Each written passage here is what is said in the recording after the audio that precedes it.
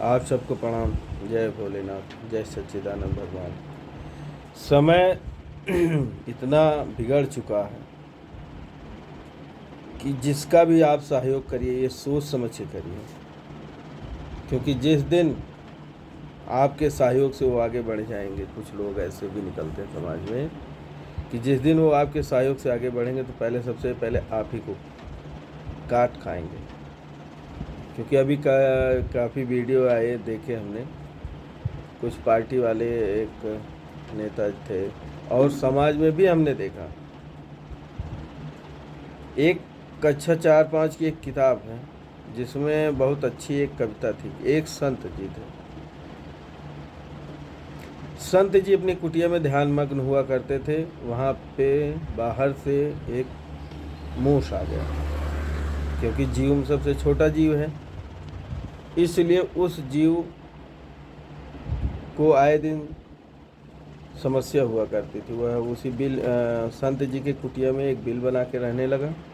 और जब वो बाहर निकलता तो ये संत जी देखते, कहते ठीक है, जाने दो, आया है, रह रहा है, अपना क्या करना है। एक दिन वो बाहर निकल के टहल रहा था, उसको एक बिल्ली झपट्टा मारी, अंदर घुस गया। फिर उन्होंने संत ने यह कारनामा पूरा देखा। वह मूस संत के सामने खड़ा हो गया कि हे हमारे संत शिरोमणि, देखिए हमारे साथ अन्याय हो रहा है, हमको लोग मारने को तैयार हैं। तो उन्होंने कहा कि ठीक है भाई, आज से हम तुमको इससे ज़्यादा बलिष्ठ बना देते हैं। उन्होंने उस मूस को कुत्ता बना दिया। अब बिल्ली तो नहीं खा सकती कुत्ते को। अब संत जी जहाँ जाते कुत्ता साथ चला जाता, आगे पीछे कुटिया की रखवाली भी कर लेता। लेकिन एक दिन फिर शाम का समय था, संत जी अपने ध्यान मग्न थे। कुत्ते को शेर की आवाज़ सुनाई दी जंगल में, क्योंकि संत जंगल में रहते हैं ज़्यादा करके, ये हमारा धार्मिक परंपरा है। तब जब शेर की आवाज़ सुनी कुत्ते ने तो वो डर गया और डर के दुबक के फिर संत शिरोमणि के पास पहुंच गया।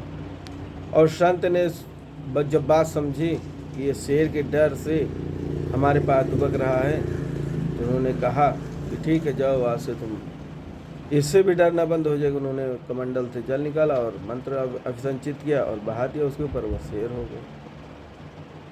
क्योंकि अब जो शेर हो गया तो पूरे जंगल का राजा हो गया एक तरीके से। वो शेर के मन में एक दिन विचार आया, रह रहा था संत अपना काम करते, एक दिन उसके मन में विचार आया कि जब हम चूहा थे तब हम बहुत डरते थे, कुत्ता हुए तब कुछ लोगों से डरना बंद किया, अब शेर हैं और शेर हमको जिसने बनाया है, अगर हम उसी को खा लें तो हम फिर सदा शेर रहेंगे। तो जब उनके अंदर, उस चूहे के अंदर जब गलत मानसिकता आई शेर के, तो संत ने ये मानसिकता भाप ली कि हाँ, अब ये मानसिकता गंदी हो रही है। तो संत ध्यान मग्न थे और वह शेर उनको खाने के लिए जब उनकी तरफ झपट्टा मारा तो झट से कमंडल से उन्होंने जल लिया और अभिसिंचित करके मंत्र से बहा दिया, फिर वो चूहा हो गया।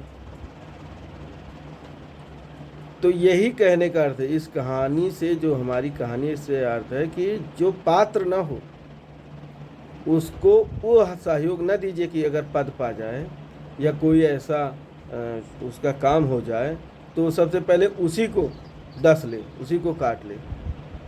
जैसे अंधा व्यक्ति है, जिस दिन उसको आंख मिल जाती है सबसे पहले वो अपनी लाठी छोड़ देता है। इसलिए मैं आप सबसे निवेदन करता हूँ कि सहयोग करिए, हर गरीब का सहयोग करिए, जो निर्धन है उनका सहयोग करिए। ईश्वर आपको जिस लायक बनाया आप सहयोग करिए, लेकिन पात्रता समझ के सहयोग करिए कि इस व्यक्ति को हम सहयोग कर रहे हैं, कल यह व्यक्ति हमारे को ही न खा ले, हमारे को ही पीछे न करने की एक होड़ बना ले कि हमको इनको समाज में पिछाड़ना है, हमको इनको इस स्तर से पिछाड़ना है, हमको इनको उस स्तर से पिछाड़ना है। इसलिए आप सबसे निवेदन है कि नीच जो व्यक्ति हों, जिनकी सोच गलत हो, उनका सहयोग सोच समझ के ही करिए। यही आप सबसे निवेदन है। इस कहानी का आशय भी यही है। जय भोलेनाथ, जय शिव शंकर, जय कैलाशपति।